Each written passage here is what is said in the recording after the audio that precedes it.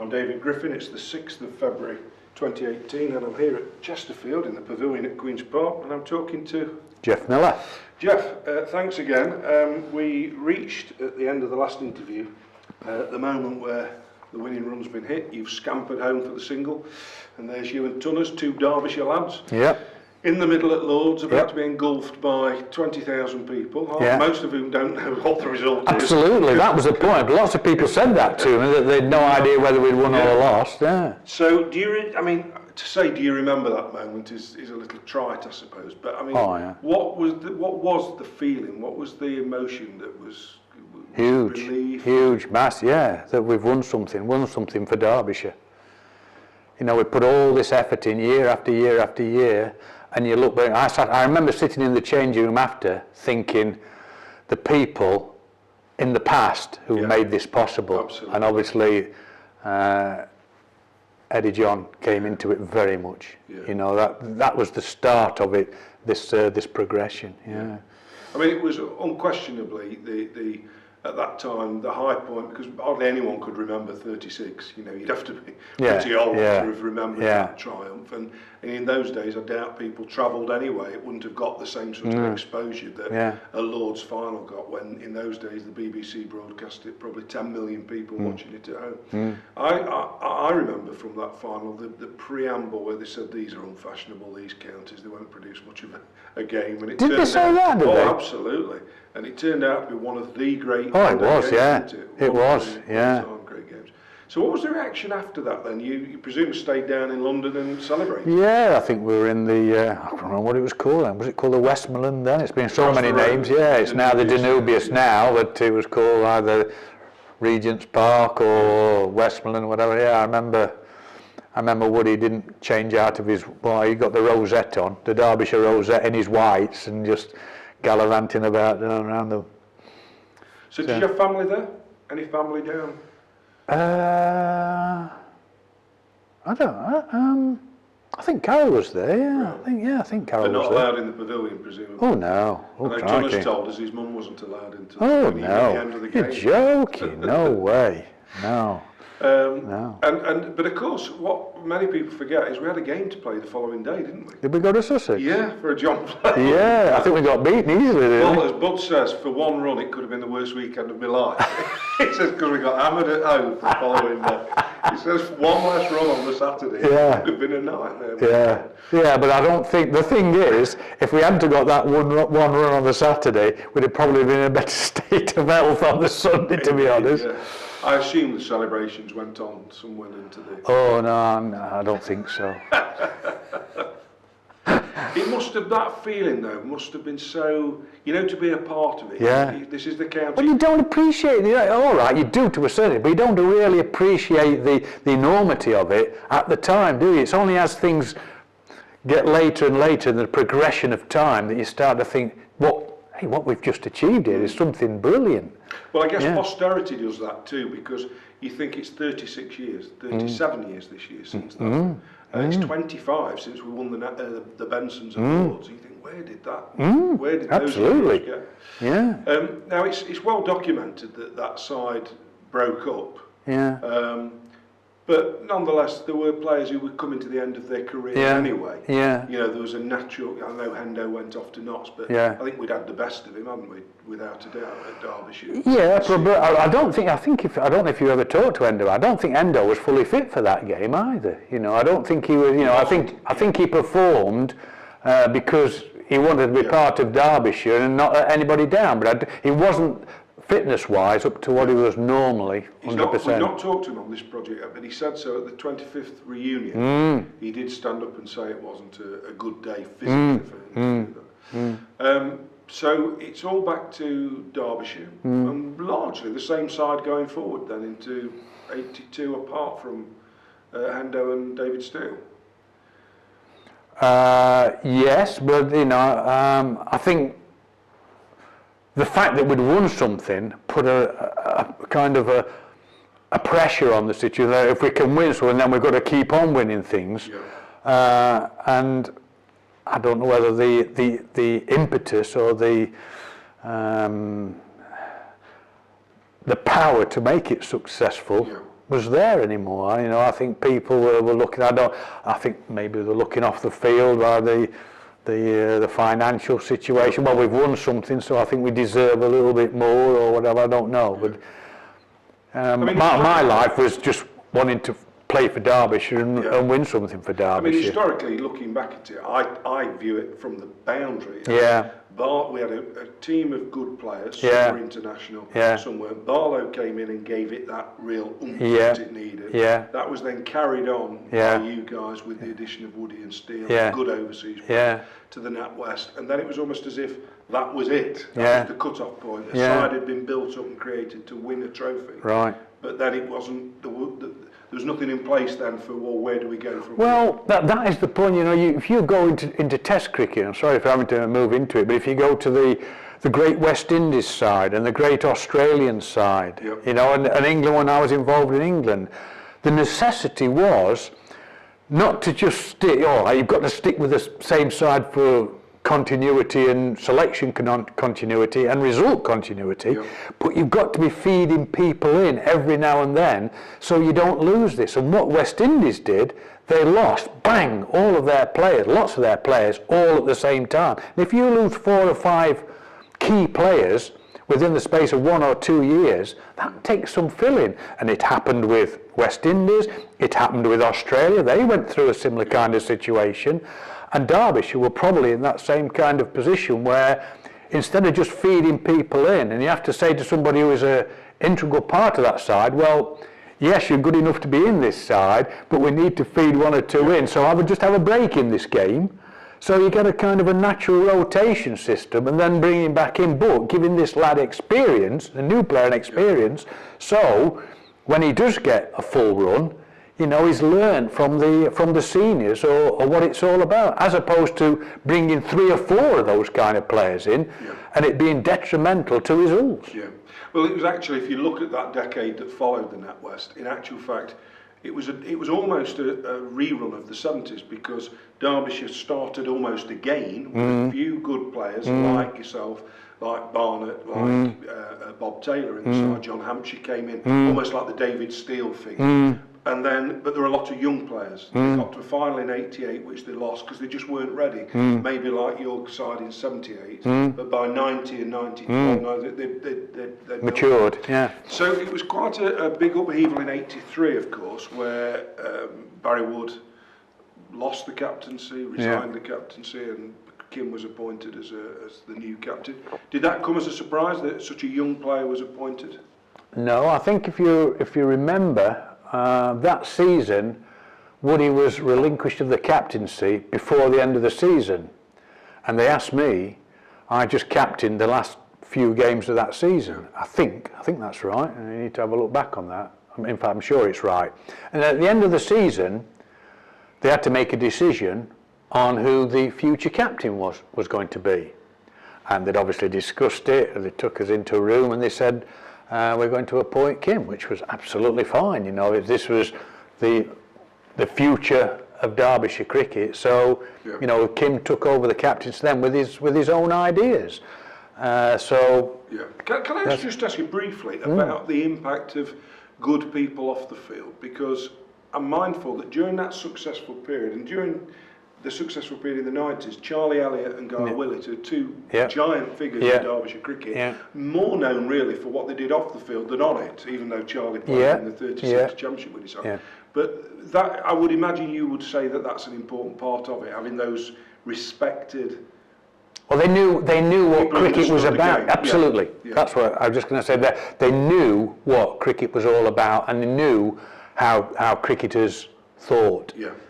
And they knew how to have a discussion with cricketers and tell them in black and white. Just tell them straight. That's what you're looking for. Just let's have some honesty. You'll get honesty from us on the field. Just give us the honesty off the field, so you know it works in tandem, because what's happening off the field and what's happening on the field counteract each other. If it's not going well there, then it's a problem here. And if it's not going well there, it's a problem there. So you've just got to make it work between you.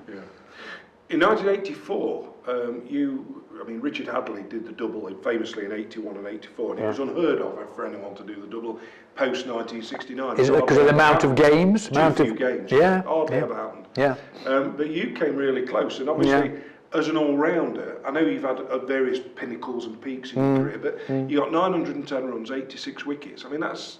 Today, it's unthinkable that hardly anyone gets 1,000 runs. Yeah. But that was a particularly good season for you, wasn't it?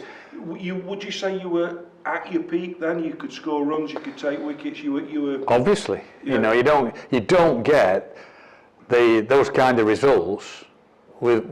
Fortunately, you know, you've got to have the confidence to do it, and I'm not a trumpet blower, but you've got to have the ability to do it as well. So yeah, it would have been nice to have got a few more wickets and a few more runs, because the double then goes into it. It's like I never scored a Test century. I got 98 twice. So you don't go into the annals, which is always slightly disappointing. But you've been very, very close on several occasions. Yeah. Just a quick one. You might say no. Do you remember the West Indies tour match at Derby in '84 when you got Viv out for a duck? I do. And the crowd booed and wanted him to go back in. Oh, crikey. Oh, yeah. It was a glorious day. Yeah. What was it like bowling to Viv? Because, I mean, you would say one of the greats that you played Absolutely. against? Yeah. Absolutely. But, you know, I don't think in that match he got too much to prove. I don't say he was there under sufferance, but the kind of shot, I remember the shot he played, and I think if he had been trying to his 100%, I don't think he'd have missed it by that much. I remember the grandstand emptied when he came in to bat. Somebody said there was a wicket fall and Viv's the grandstand emptied. And it was a glorious hot sunny day. It was, on the bank and everything. And you bowled him, and there was like silence. And it's like, I suppose, like when WG or Bradman came in. You know, there's this, and I thought, well, that's our bloke. We've got him out. You know, we should be pleased about it. Now, you would subsequently make the move to Essex, which was a county, I know because you had good relationships with Gooch and with Lever, and you'd subsequently come back to Derbyshire for that final hurrah, the Sunday League winning title, which meant that you won 2 titles, 2 trophies with Derbyshire. What do you look back at those last 5 or 6 years of your professional career? I'd reached 86. And I thought, and I was just going into business. I'd got sports shops. I got one here in Chesterfield and one in Matlock and whatever. And I was thinking that was going to be my way forward, and it's time for me to retire. Now, I think if you look at the record, I don't know whether it was the last match of the season, but it was very close to the end of the season. We played Essex at Derby. And I went on a run, you know, I enjoyed my running just to fit. And I think that it had been raining, so there was a delay. So I went running, and Gucci, who also likes to run, he said, I'll come and have a run with you. I said, no, okay. Anyway, he just said to me, what are you doing next year? I said, I think I'm going to retire. I said, because I've got the sports shops. And he said, well, David Ackfield's retiring. He said, I think we might need a spinner. He said, would you be interested in coming down to Essex? I said, oh, no, it's too far. I'm not going to go through the wiles and wherefores. But he said, well, let Doug give you a call. So... That's Doug Insole. Doug Insole, yeah. So they gave me a call, and I went down to see them, and they said, well, just come and have a couple of years down here. He said, and just see us through, if you would. So I went down, and I was going to finish anyway at Derbyshire. It wasn't that I was going from Derbyshire to Essex and losing my Derbyshire credibility. I was going to finish anyway and go into the sports businesses. But anyway, Ernie just... You know, we understood it and carried it on like that. And I moved to Essex, had a couple of years. They offered me, after the second year, they offered me another year. And I said, go on, I'll have another year. But I was past my best. I was past my best. And I don't think, looking back on it, which you can always look back, can't you? I don't think it was the right decision. Not because I enjoyed Essex. They were great lads. It was good. Oh, great. You know, and the changing room was absolutely fantastic. And I got good mates down there. They didn't understand my northern humour, but you know they had to learn about it. You still came back for another. Well, I was going to after 3 years. I was going to finish, and then Kim said, "Oh, you know, just come back and have a year and just see how it goes. And I wasn't sure what they wanted me for, because, as I say, I was over. So I was looking, really, I felt it had been nice to have helped out in some other capacity, whether they wanted me to help out with the second 11 or academies or anything like that. You got another winners medal. Yeah, I did, I think was it Taunton? You match winning bowling on the final day. I'm sure it was. 1995 or 6 wickets, to finish that game off. I always felt it was a pity, because in 1991, which was the season we finished third in the championship, and we had a phenomenal. You'd got Barnett Bowler, Morris Adams at the top of the order, Cork in the middle, and Cricket, and then you'd got your quicks, and you'd got Bishop. And the one thing we missed that summer was a spinner. Because whenever we went to Kim was at that time very seam orientated, and the surfaces were, and he got some quality seam ball, which was fair enough. Understood that, and he made the statement too, which was quite straight and honest. You're not going to play in all the games, and we will play you when it's conducive. It's going to be beneficial for us and conducive for you to play, which was fine. And I was getting on a bit.